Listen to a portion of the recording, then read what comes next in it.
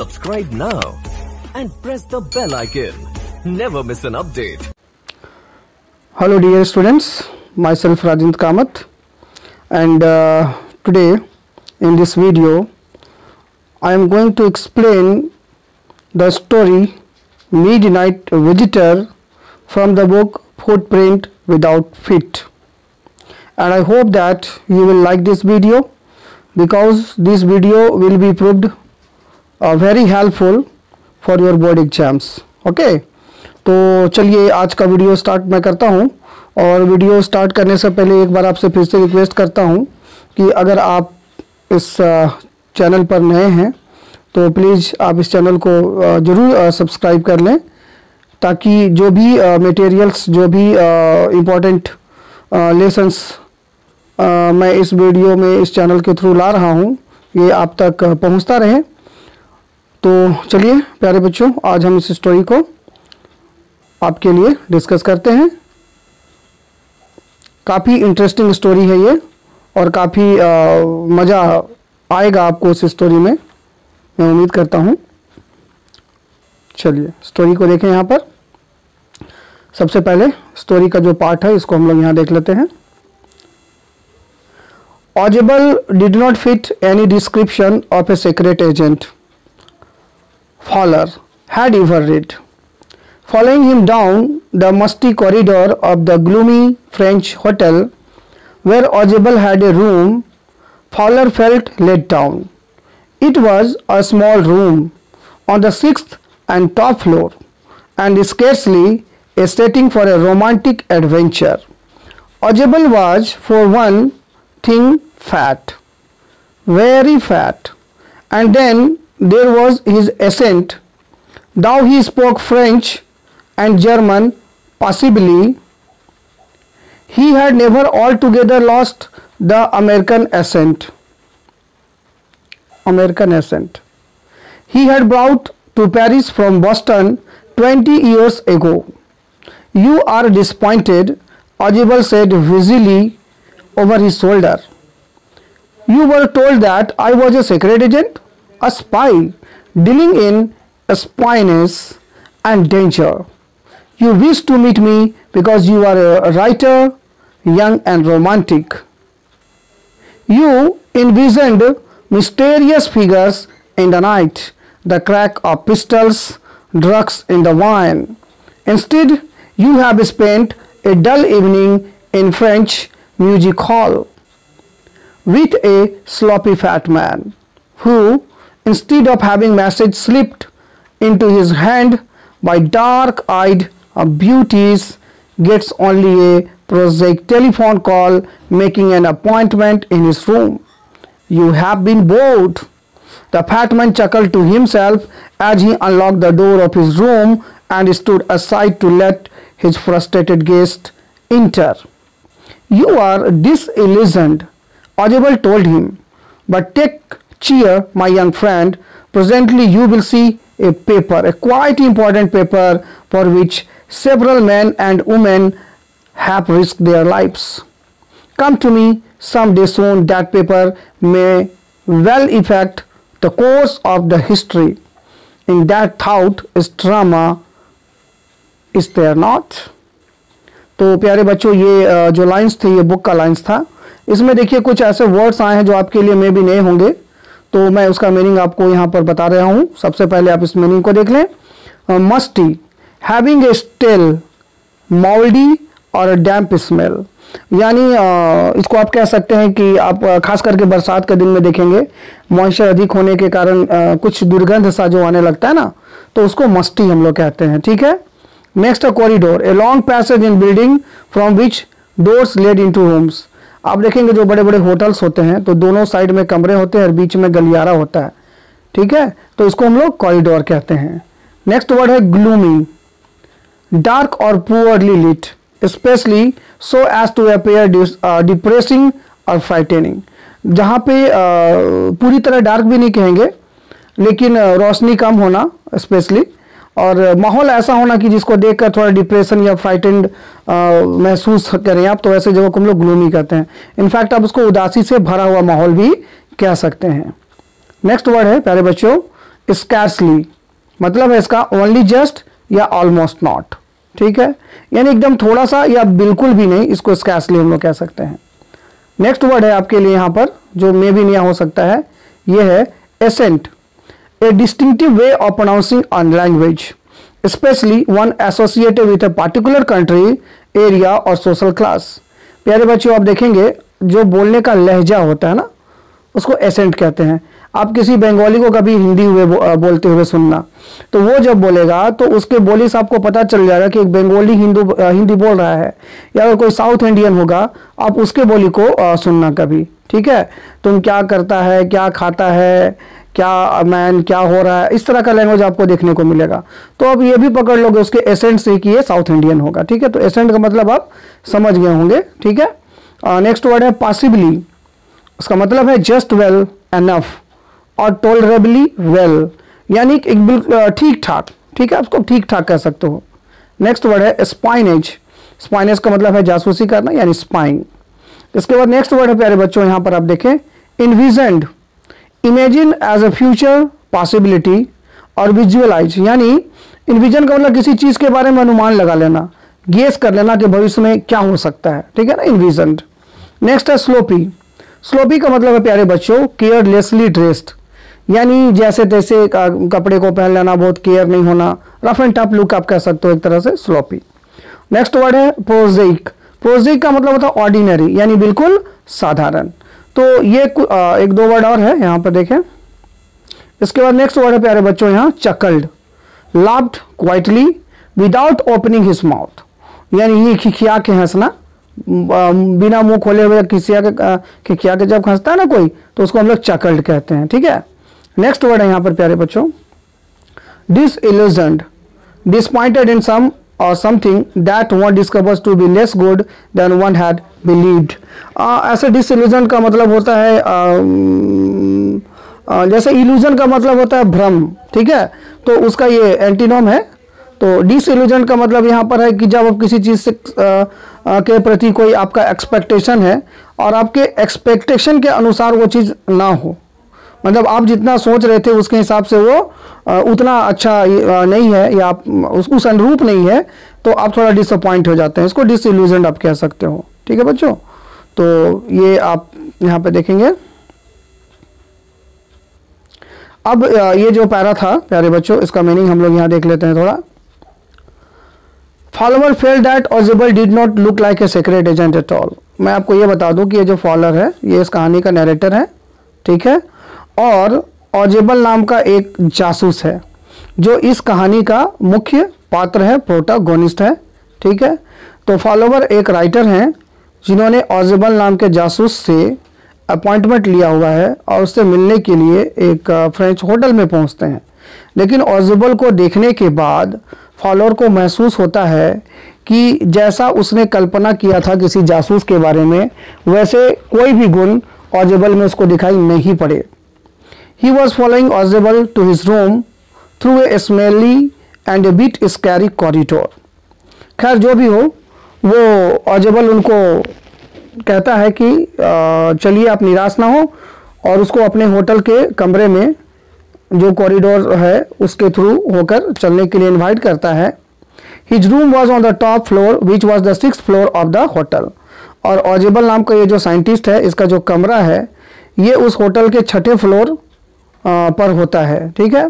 ऑजिबल was a very fat man and his accent was American although he had been living in Paris for the last 20 years and could speak a bit of French and German। ऑजिबल जो है बहुत मोटा आदमी है, बहुत मोटा ज़्यादा कह सकते हैं आप, फैटी आदमी है, और उसकी जो बोल चाल है, उसका जो लहजा है, एसेंट है, वो अमेरिकन है। हालांकि वो पेरिस में लगभग 20 सालों से रह रहा है और वो फ्रेंच और जर्मन लैंग्वेज भी ठीक ठाक बोल लेता है, ठीक है, लेकिन फिर भी उसके एसेंट से ये बात साफ जाहिर हो जाती है कि वो प्योरली अमेरिकन है, ठीक है। Then Ozable tells follower that although he was told that he was going to meet a secret agent, a spy agent who had been dealing with danger, crime scenes and drugs, but follower was disappointed। उसके बाद Ozable follower से ये बोला कि शायद उसने सोचा होगा कि वो स्पाई से मिलने जा रहा है, जासूस से मिलने जा रहा है, जो कि खतरों से हमेशा खेलता है। तो वहाँ पे कुछ खतरनाक सीन होंगे, क्राइम्स हो रहे होंगे, वहाँ पे ड्रग्स की खरीद बिक्री हो रही होगी, लेकिन शायद उसको फॉलोवर को यानी कि कुछ भी देखने को नहीं मिला, इसलिए शायद वो डिसअपॉइंटेड था यानी निराश था। ये ऑजेबल ने फॉलोवर को कहा। He had to spend the evening in a music hall with an old, poorly dressed, extremely fat man who used traditional methods for making the information travel rather than beauties delivering to him. उसने ये भी कहा कि उसका जो dressing sense था वो old type था, और उसकी ये सोच कि जब वो वहाँ मिलने जाएगा तो वहाँ पे इंफॉर्मेशंस कैरी किए जा रहे होंगे खूबसूरत वहाँ पे बार गर्ल्स के द्वारा, जो कि मैसेज को इधर से उधर करती हैं, लेकिन उसको ऐसा कुछ भी देखने को वहाँ पर नहीं मिला। He then exclaimed that follower was bored with him. उसने यहाँ तक कह दिया कि फॉलोवर उसके साथ होकर शायद बोर महसूस करेगा या कर रहा था। As soon as he opened the door, अच्छा ये बात ध्यान रखिएगा, ये सारी बातें कॉरिडोर में जब वो दोनों जा रहे थे, यानी ऑजेबल ने फॉलोअर को कहा कि चलो मेरे कमरे में बैठ के बात करते हैं, उस समय जाते समय कॉरिडोर में उन्होंने ये बातें उसके सामने कही थी। As soon as he opened the door of his room, Audible gave way to follower. He entered the room, closed the door and turned on the light. Then Audible told Fowler that he had been thinking all wrong and the best part of it to come, as they would soon be coming across a paper for which a lot of men and women had risked their lives, and that report was very important. ऑजेबल ने यहाँ एक बहुत महत्वपूर्ण जानकारी follower को दी। उसने कहा कि उसको तो वहाँ पे आके बिल्कुल ही बोर महसूस हो रहा होगा, बिल्कुल अच्छा नहीं लग रहा होगा, उसकी जो कल्पनाएं थी शायद वो अभी तक साकार नहीं हो पा रही थी, लेकिन उसको घबराने की जरूरत नहीं है। उसको मतलब यहाँ फॉलोअर यानी नरेटर, क्योंकि जल्द ही वो ऐसे घटना को विटनेस करने जा रहा था जिसमें बहुत कुछ होने वाला था। यानी ऑजेबल के पास एक ऐसा पेपर आने वाला था जिसके लिए कई सारे लोग, मर्द और औरतें अपने जान पर खेल सकते थे, यानी उस रिपोर्ट को प्राप्त करने के लिए। As he spoke, Audible closed the door behind. Then he switched on the light, and as the light came on, Follower and his first authentic trail on the day for halfway. और जब Audible अपने hotel room में enter किया दरवाज़ा को खोलकर, और जैसे ही उसने लाइट ऑन किया, फॉलोअर को यहाँ पर उसका जो फर्स्ट ऑथेंटिक थ्रिल था वो महसूस हो गया। यानी जिस चीज़ की उसकी ख्वाहिश थी कि जासूस लोग ऐसे अपना टाइम स्पेंड करते होंगे, खतरों से खेलते होंगे, तो शायद उसके लिए ये पहला जो खतरनाक थ्रिल था उस डे का, वो उसको देखने को यहाँ पर मिला। क्या वहाँ पे खतरनाक चीज़ था, आप यहाँ पर देखें। Across the room, a small automatic pistol in his hand, stood a man. Audible blinked a few times. Max, he wheezed, you gave me quite a start. I thought you were in Berlin. What are you doing here in my room? Max was slender, a little less than tall, with features that suggested slightly the crafty, pointed countenance of a fox. There was about him, aside from the gun, nothing especially menacing. The report, he murmured, the report that is being brought to you tonight concerning some new missiles. I thought I would take it from you. It will be safer in my hands than in yours. Audible moved to an armchair and sat down heavily. I am going to raise the devil with the management this time, and you can bet on it, he said grimly. This is the second time in a month that somebody has got in my room through that nuisance of a balcony. Fowler's eyes went to the single window of the room.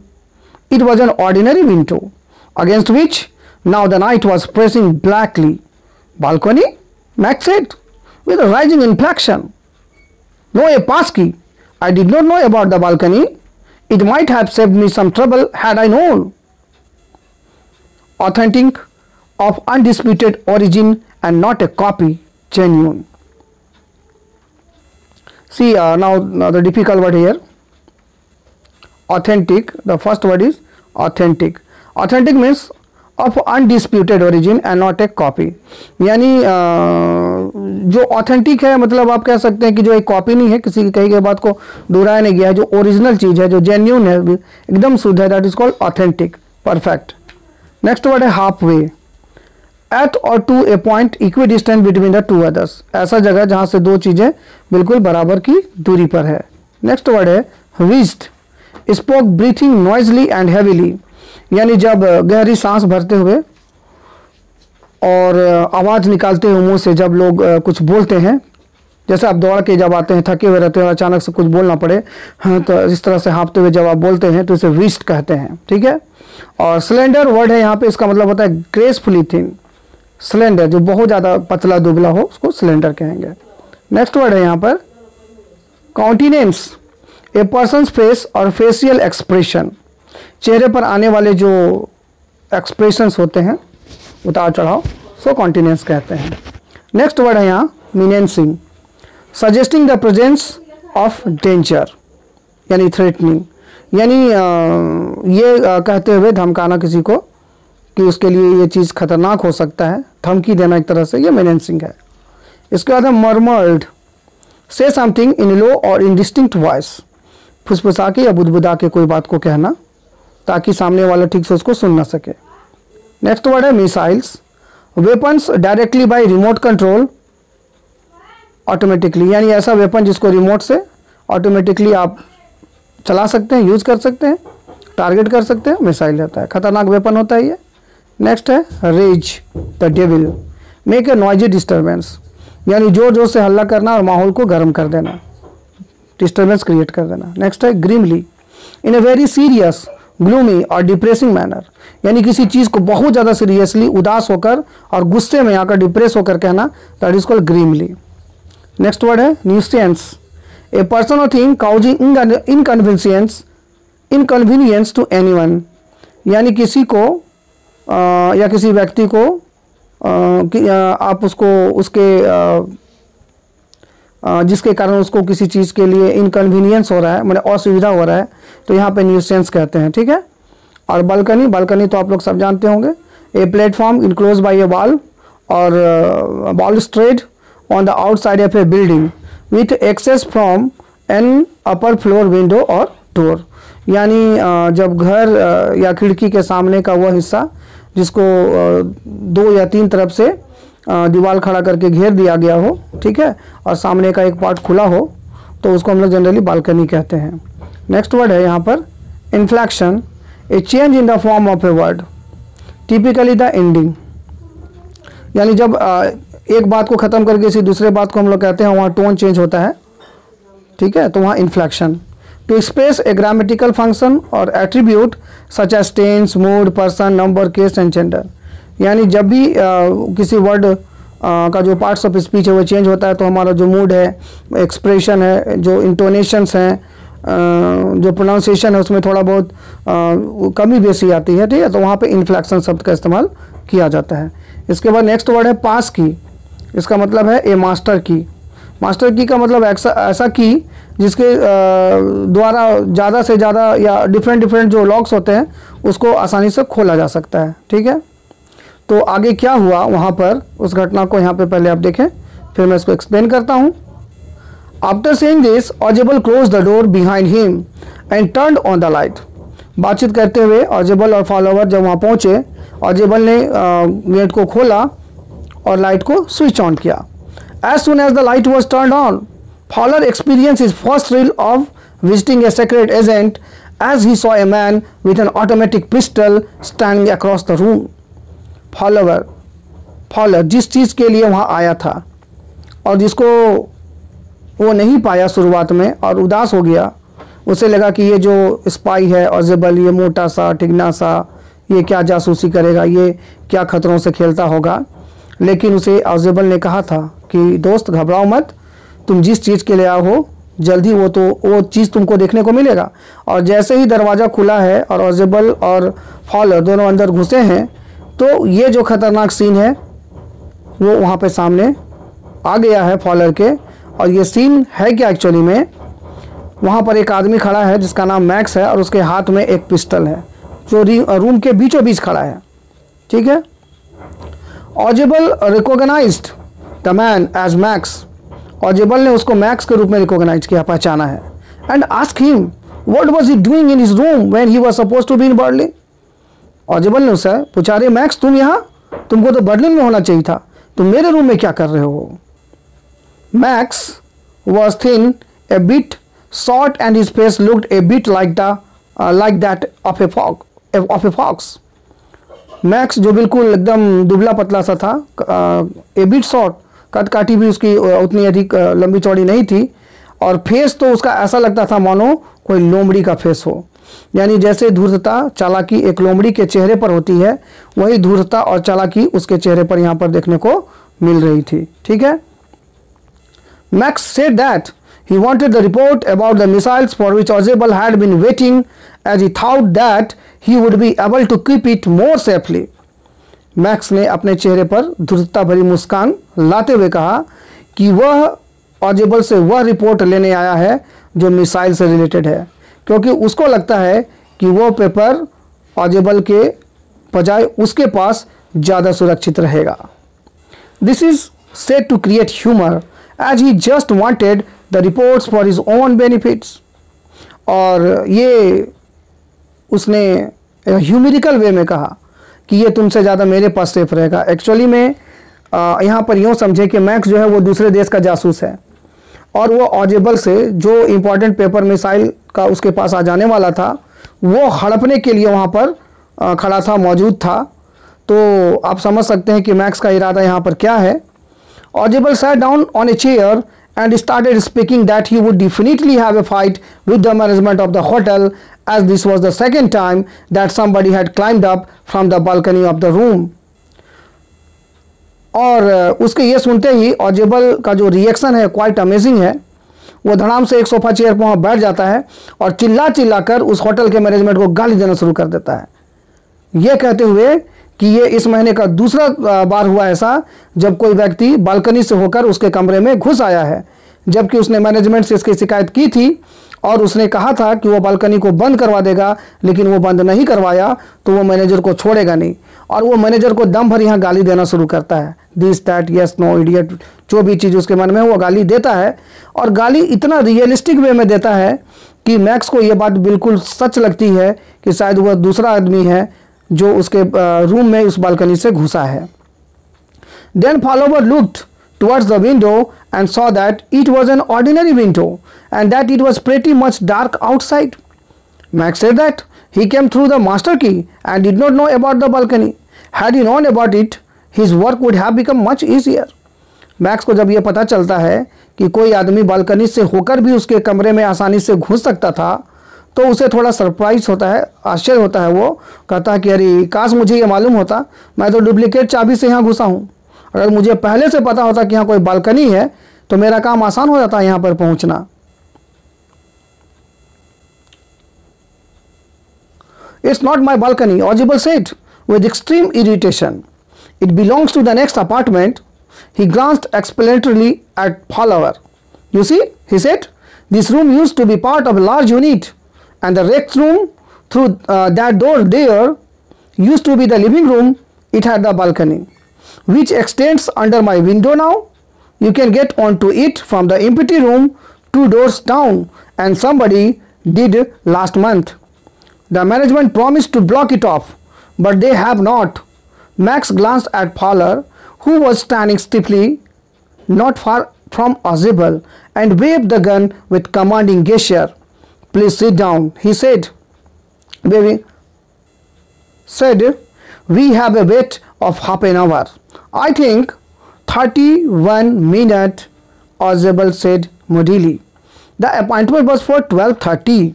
I wish I knew how you learned about the report, Max. The little spy smiled evilly. And we wish we knew how your people got the report. But no harm has been done. I will get it back tonight. What is that? Who is at the door? Fowler jumped at the sudden knocking at the door. Ozebel just smiled. That will be the police, he said. I thought that such an important paper as the one we are waiting for should have a little extra protection. I told them to check on me to make sure everything was all right. Now see some important words of this para. The first word, glanced, means take a brief or hurried look, यानी अचानक से किसी चीज़ को देखना, एक झटके से आप कह सकते हो यहाँ. एक्सप्लेनेटोरली का मतलब है सर्विंग टू एक्सप्लेन, यानी किसी चीज़ को व्याख्या करने के लिए सामने हाजिर हो जाना. नेक्स्ट वर्ड है stiffy, in a manner that is not relaxed और फ्रेंडली, यानी इस तरह से सख्त स्वभाव के साथ पेश आना जो कि दोस्ताना तो बिल्कुल ना हो. नेक्स्ट वर्ड है waved, move to and fro with a swaying motion while remaining fixed to one point, यानी एक जगह पर इधर उधर होना इस तरह से कि डिस्प्लेसमेंट ना हो किसी चीज़ का लेकिन उसमें मोशन आ जाए तो उसको वेविंग कहते हैं. For example waving your hands, जब हाथ किसी को हिला के कहते हैं तो वेव वर्ड का यहाँ पर इस्तेमाल हम लोग करते हैं. नेक्स्ट वर्ड है commanding, having a position of authority, यानी किसी चीज़ कोई अथॉरिटी का होना, किस ऐसे पोजीशन पे होना जहाँ पे कोई चीज़ हमारे बस में हो तो हम उसको वहाँ कमांड कह सकते हैं. नेक्स्ट वर्ड है यहाँ पर gesture, a movement of part of the body especially a hand or the head to express an idea or meaning, यानी जब हम लोग अपने चेहरे से के एक्सप्रेशन से या हाथ पाँव को मूव करके कुछ आइडिया को बताना चाहते हैं, किसी मीनिंग को बताना चाहते हैं तो उसको गेस्चर कहते हैं. Now the next word is evilly, morally wrong or bad, यानी खराब रूप से या नैतिक रूप से गलत को इविली के हम लोग कहते हैं. Now see the Hindi meaning of this part. Audible continued that it was not his balcony through which people had tried coming it but was of the next apartment. Max ने जब ये कहा कि काश उसे पता होता कि यहाँ एक बालकनी है और उससे उसके कमरे में आया जा सकता है तो वो इतना रिस्क नहीं लेता और उधर से ही आता, जबकि वो तो डुप्लीकेट की मदद से बड़े मुश्किल से वहाँ पहुँचा था. उसकी इस बात को सुनकर ऑडिबल ने आगे कहा है कि अरे नहीं ये बालकनी मेरा नहीं है, मेरे ये जो अपार्टमेंट है इसके सामने वाला जो अपार्टमेंट है उसका ये बालकनी है. He then started explaining things to Fowler that this room used to be a part of large unit and the room next to his room used to be living room. तब वो Fowler की ओर घूम जाता है और उसको explain करने लगता है कि एक्चुअली में जो सामने वाला अपार्टमेंट है उसका जो लिविंग रूम है उसका एक साइड को यूनिट को एक्सटेंड करके उसके खिड़की के नीचे तक ला दिया गया है और वो उसके लिए बालकनी बन गया है. लेकिन उसके लिए प्रॉब्लम का कारण क्योंकि उस बालकनी पे चढ़कर उस खिड़की से होते हुए कोई भी उसके कमरे में घुस आता है. Then he said that it had the balcony that came till the window of his room. Then he said that to climb up to his room, one needed to go to the empty room, which was 2 rooms away from his room, and climb up the balcony. Then he said that somebody did climb up the balcony last month as well. He also told Fowler that the management had told him that they would surely get it blocked, but they still had not done so. और Audible ये समझाता है follower को कि वो जो apartment है वहाँ से जो बालकनी है 2 रूम केवल पार करके बालकनी तक पहुँचना है और फिर खिड़की होते हुए उसके रूम में आसानी से घुस जाएगा कोई भी चढ़कर. और पिछले महीने ही उसने मैनेजमेंट को ये बात बताई थी और मैनेजमेंट ने ये उससे प्रॉमिस किया था कि वो उस बालकनी को ब्लॉक करवा देगा, लेकिन उसने अभी तक ऐसा किया नहीं है. और ये दूसरी बार है जब कोई व्यक्ति उस बालकनी से होकर उसके घर में घुस आया है, यानी वो मैक्स की ओर इशारा करके कहता है. Max looked at Fowler, who was standing near Audible. Max follower की ओर देखता है जो कि ऑडिबल के जस्ट बगल में खड़ा है. Max asked Fowler to sit down as there was still half an hour for the report to reach Audible. Max follower की ओर देखकर कहता है कि तुम भी बैठ जाओ क्योंकि मुझे पता है अभी जो रिपोर्ट आने वाला है ऑडिबल के पास उसमें अभी 30 मिनट यानी आधा घंटे बचे हुए हैं. उसकी इस बात को सुनकर ऑडिबल मजाकिया लहजे में कहता है, Audible joked that it was not 30 minutes but 31 minutes that were left for the report to reach them.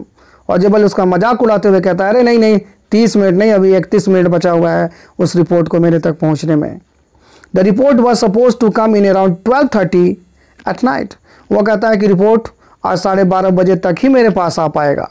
Audible said that he wished he had known how Max had come to know about the report coming in.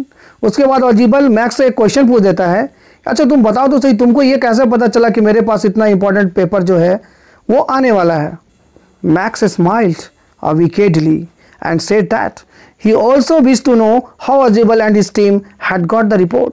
Max दुष्टापूर्ण मुस्कान अपने चेहरे पर लाते हुए कहता है, जवाब तो नहीं देता है कि उसको कैसे पता चला, लेकिन वो ये कहता है उसकी भी यही इच्छा है कि ओजेबल और उसके टीम को वो रिपोर्ट कैसे मिल चुका था. He added that nothing had happened to the report because he would take it from Ojibal straight to his team. और उसके बाद वह ओजेबल का मजाक उड़ाते हुए कहता है कि अब उस रिपोर्ट का ओजेबल और उसकी टीम कुछ नहीं कर सकती, क्योंकि वह बस चंद मिनटों में वह पेपर उससे छीन लेगा, ले लेगा. Then suddenly a knock is heard on the door and Max panics. तभी अचानक से दरवाजे खटखटाने की आवाज़ होती है, ठक ठक ठक ठक ठक ठक ठक ठक. और इस आवाज़ को सुनकर मैक्स जो हाथ में गन लेके खड़ा था वहाँ पर पिस्टल लिए हुए, थोड़ा डर जाता है, पैनिक हो जाता है. Fowler is also scared by the knock on the door. लेखक यानी नरेटर जो फॉलर है वो भी डर जाता है जब दरवाज़ा खटखटाने की आवाज़ आती है, क्योंकि सिचुएशन बहुत खतरनाक है. आप इमेजिन कर सकते हैं कि फॉलर ओजेबल खड़े हैं सामने, मैक्स बंदूक लेके खड़ा हो. सपोज करिए आप जब अपने कमरे में आते हैं रात को, अचानक से लाइट ऑन करते हैं और अचानक से कोई आदमी आपके सामने बंदूक लेके खड़ा हो जाए, तो आपकी स्थिति क्या होगी आप ये कल्पना कर सकते हैं. आप कितने डर में होंगे. हो सकता है आपका दिमाग भी उस समय काम करना बंद कर दे और आप वही करने को मजबूर हो जाएं जो व्यक्ति आपको गन के पॉइंट पर करवाना चाहेगा. तो सिचुएशन ऐसा ही था. और जब ऐसे में कोई दरवाज़ा खटखटाता है तो फॉलोवर का डरना स्वाभाविक था, क्योंकि बेचारा वो लेखक था और उसने कभी ऐसी स्थिति को झेला नहीं था. लेकिन क्या ओजेबल का भी रिएक्शन यही था? देखते हैं. Ojibal replied to Max's question about who was on the door that it must be the police, because he had asked them to check on him after some time, as he thought that the report he was about to receive was important and definitely required extra attention. Ojibal बड़ा आराम से max की ओर देख कर बोलता है, तुम्हें क्या लगता है तुम ही स्मार्ट हो और तुम्हारे सिवा कोई स्मार्ट नहीं है इस दुनिया में? मैंने पुलिस को पहले ही यह कह दिया था कि आप बीच बीच में आकर मुझे चेक करते रहें, क्योंकि इतना इम्पॉर्टेंट पेपर मुझे आज मिलने वाला था, तो डेफिनेटली मुझे तो अटेंशन देना ही था. और मुझे मालूम था कि तुम जैसा कोई ना कोई जासूस उसे हथियाने की कोशिश जरूर करेगा. He had asked the police to check on him after every sometimes to ensure that everything was all right. और इसलिए उसने पुलिस को पहले ही कह रखा था कि बीच में आकर पुलिस जो है उसके और उसके रूम को चेक करता रहे, ताकि ये उनको ये फील होता रहे कि सब कुछ सही हो रहा है, सब कुछ सही डायरेक्शन में जा रहा है. Now the next part of the story. See from here. Max bit his lip nervously. The knocking was repeated. What will you do now, Max? Ojibal asked. If I do not answer the door, they will enter anyway. The door is unlocked and they will not hesitate to shoot you. Max's face was black with anger. As he picked swift towards the window, he swung a leg over the sill. Send them away, he warned. I will wait on the balcony. Send them away or I will shoot and take my chances. The knocking at the door became louder and a voice was raised. Mr. Ojibal, Mr. Ojibal, keeping his body twisted so that his gun still covered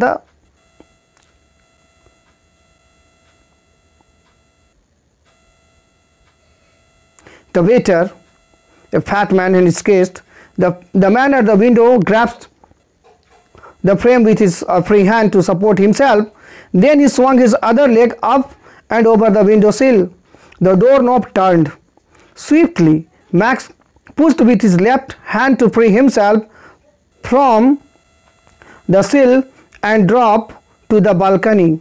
And then as he dropped, he screamed once shrilly. The door opened and a waiter stood there with a tray, a bottle and 2 glasses. Here is the drink you ordered for when you returned, he said, and set the tray on the table, deftly uncorked the bottle and left the room. White-faced Fowler stared after him, but he stammered, "The police! There were no police." Ojibal sighed. "Only Henry, whom I was expecting." or want that man out on the balcony. Follower begin. No, said Ozable. He won't return. You see, my young friend, there's no balcony. Now, some important word is here.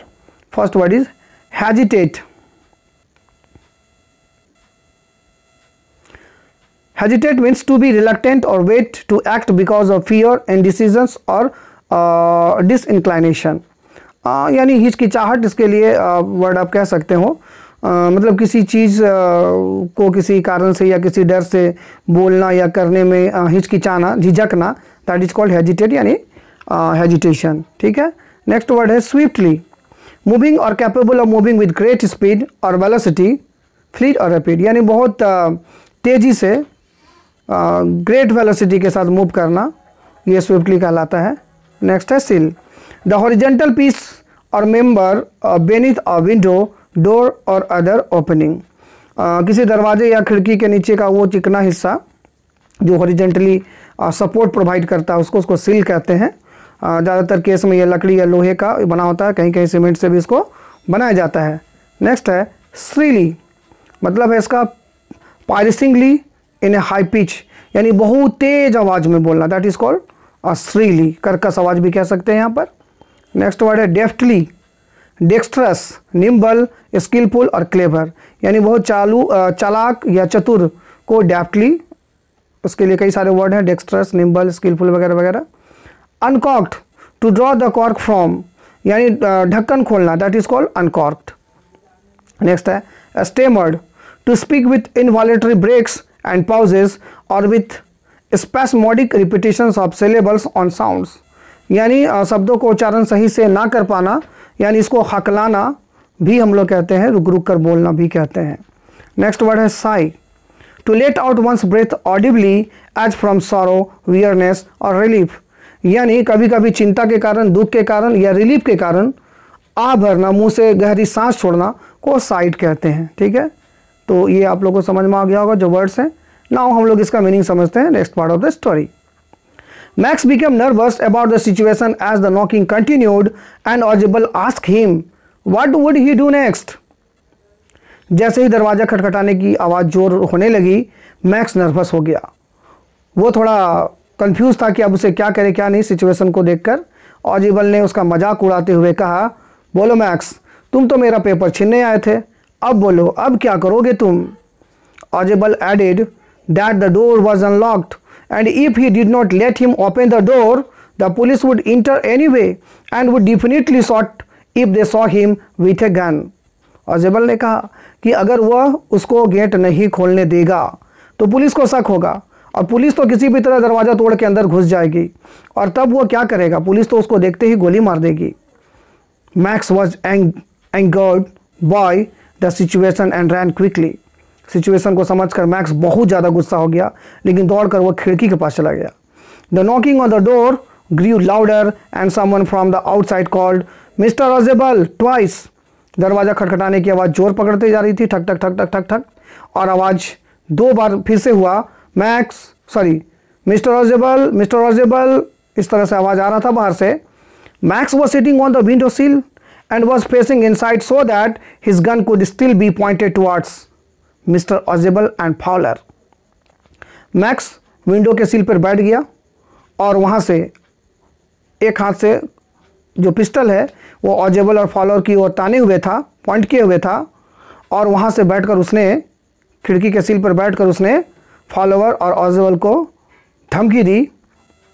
Max then head the window sill and sat at the sill with both legs outside, और उसके बाद वो दोनों टांग बाहर की ओर लटकाकर सिल पर बैठ गया पोजीशन लेकर। The door knob turned and Max thought that the police would be coming in, so he jumped from the sill to fall on the balcony and when he fell a loud and shrill scream was heard. Door knob जो है धीरे धीरे घूम रहा था।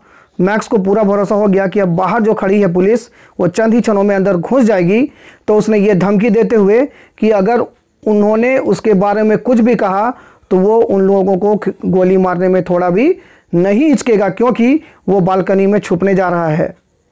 क्योंकि यहाँ पर देखिए ऑजिबल ने कहा था कि उसके खिड़की के नीचे ठीक बालकनी है, तो मैक्स ने सोचा कि वो बालकनी में खड़े होकर छुप कर आवाज़ सुनता रहेगा, और अगर ऑजेबल ने कुछ भी उसके बारे में बताने की कोशिश की तो वो खिड़की से पहले ऑजेबल को ही गोली मारेगा।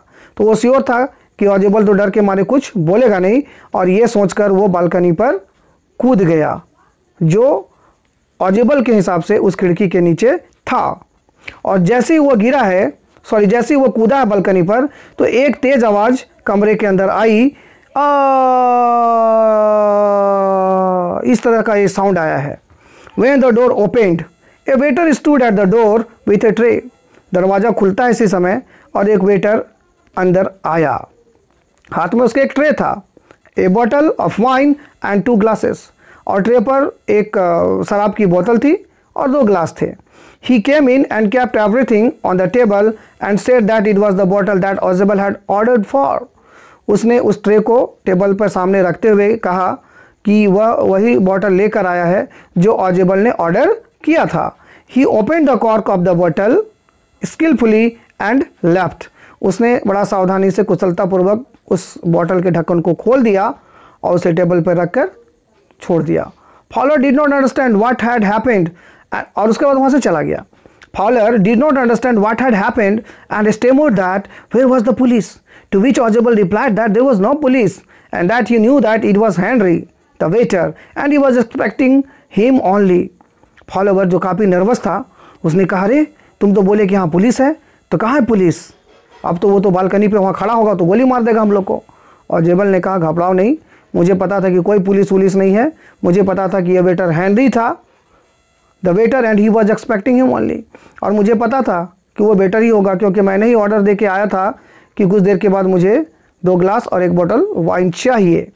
Then again Ozebel asked about the man outside the window, to which Ozebel replied that he would never came back as there was no balcony. तब फिर फॉलर ने पूछा, तो फिर अगर पुलिस नहीं है तब तो मैक्स जो बालकनी में छिपा हुआ तो घूम के आ जाएगा, अब तो हम लोग को छोड़ेगा नहीं, गोली मार देगा। तब मैक्स ने हंसते हुए कहा, डोंट वरी माई फ्रेंड, घबराओ मत मेरे दोस्त, वहाँ पे कोई बालकनी है ही नहीं। And that max had fallen on the ground from the top floor of the building, यानी वहाँ पर कोई भी बालकनी नहीं है, और वो जब जंप किया है वहाँ पे बालकनी पर, तो वो बालकनी पे नहीं बल्कि 6 तल्ला बिल्डिंग से ऊपर नीचे गिर चुका है, और अब तक तो वो भगवान तक पहुँच गया होगा, यानी मर चुका होगा, इसलिए तुम्हें डरने की कोई भी आवश्यकता नहीं है। तो अभी आपने स्टोरी को पढ़ा। अब यहाँ पर देखें कि जो ऑजेबल है वो इतना एक इंटेलिजेंट स्पाई है जिसका प्रेजेंस ऑफ माइंड इतना ज़्यादा स्ट्रॉन्ग है कि उसने अपने प्रेजेंस ऑफ माइंड का इस्तेमाल बखूबी किया है। अब इसके एंड को मैं थोड़ा एक्सप्लेन कर देता हूँ आप लोगों के लिए। ऑजेबल जब रूम में घुसा है फॉलर के साथ और सामने मैक्स को देखा गन के साथ, ऑजेबल का दिमाग तेज़ी से यहाँ पे चलने लगा और अचानक से वो अपना जो एटीट्यूड है उसको चेंज किया है, मैनेजमेंट को गाली देना शुरू किया, और इतना रियलिस्टिक वे में कि यहाँ पर जो मैक्स है उसको ये बात एकदम लगने लगा कि सचमुच में उधर कोई बालकनी है। और दरवाज़ा जब खटखटाने की आवाज़ आई है तो जब ऑजेबल ने कहा कि वहाँ पे पुलिस खड़ी है तो मैक्स को ये बिल्कुल विश्वास हो गया कि इतना इंपॉर्टेंट पेपर आने वाला है तो पुलिस होगी ही होगी। लेकिन उसको ये भी भरोसा था कि ऑजेबल ने कहा था खिड़की के उस पार बालकनी है, तो वो ये सोचकर बालकनी पे छुपने के लिए कूद गया कि अगर ऑजेबल ने गड़बड़ की तो वो उसको वहीं से शूट कर देगा। लेकिन उसकी ये सोच गलत साबित हुई और वो जब नीचे कूदा है तो वहाँ पे कोई भी बालकनी नहीं थी क्योंकि अंधेरा था, और वो सीधे 6 तला से नीचे गिर गया और मर गया था। तो यहाँ पे आप देखेंगे ऑजेबल जो स्पाई है उसका प्रेजेंस ऑफ माइंड इतना अच्छा है कि उसने सिचुएशन को कितना अच्छी तरह हैंडल किया। जो लेखक हैं फॉलर वो तो पूरा नर्वस हो गए, कांपने लगे थे, उनको समझ में नहीं आ रहा था कि अब क्या होगा, मैक्स उनको गोली भी मार सकता है। लेकिन ऑजेबल के उसके ऊपर कोई भी प्रभाव यहाँ देखने को नहीं मिला, और कितनी खूबसूरती से और बुद्धिमानी से ऑजेबल ने सिचुएशन को हैंडल किया कि उस मैक्स से भी छुटकारा मिल गया, ठीक है, और वो जो इंपॉर्टेंट पेपर उसको मिलने वाले होंगे वो आसानी से वो उसको लेकर फिर वहाँ से चला भी गया होगा। तो यहाँ पर ऑजेबल का जो अपीयरेंस है, फिजिकल अपीयरेंस, यानी मोटा सा नाटा सा ठिगना सा आदमी वो दिख रहा था, और उसको देखकर जो नरेटर हैं वो एकदम डिसअपॉइंटेड हो गए थे। तो अब उनका जो फॉलर का जो एजम्पशन था, उनकी जो सोच थी ऑजेबल को लेकर वो बिल्कुल ही चेंज हो जाती है स्टोरी में। और तब फॉलोअर को यानी नरेटर को यह महसूस होता है कि आदमी चाहे जैसे भी दिखता हो, लेकिन अगर वह जासूस है तो उसके अंदर कई सारी खूबियां होती है। वो इंटेलिजेंट होता है, वह स्मार्ट होता है, उसका प्रेजेंस ऑफ माइंड बहुत स्ट्रांग होता है, और ऑजिबल ने ये पूरी तरह से साबित यहाँ पर कर दिया है। तो इस तरह से इस कहानी को, जिसका शीर्षक था मिडनाइट विजिटर, जो आपके सिलेबस में दिया गया है, आई थिंक आप लोग इस कहानी को समझ लिए होंगे। मेरा आपसे रिक्वेस्ट है कि आप इस पूरे कहानी को अगर नहीं समझे हैं तो फिर से वीडियो को रिप्ले करके देखें, और जल्द ही मैं इसके जितने भी इंपॉर्टेंट क्वेश्चंस आंसर्स होंगे उनका भी वीडियो आप लोगों के लिए लेकर आऊँगा। लेकिन तब तक के लिए इस वीडियो को देखें, और जो भी आपको वर्क असाइन किया जाता है उस काम को पूरा करने की कोशिश करें। तो जल्द ही मैं आप लोगों से फिर मिलता हूँ एक नए वीडियो के साथ। तब तक के लिए मुझे इजाज़त दें। धन्यवाद।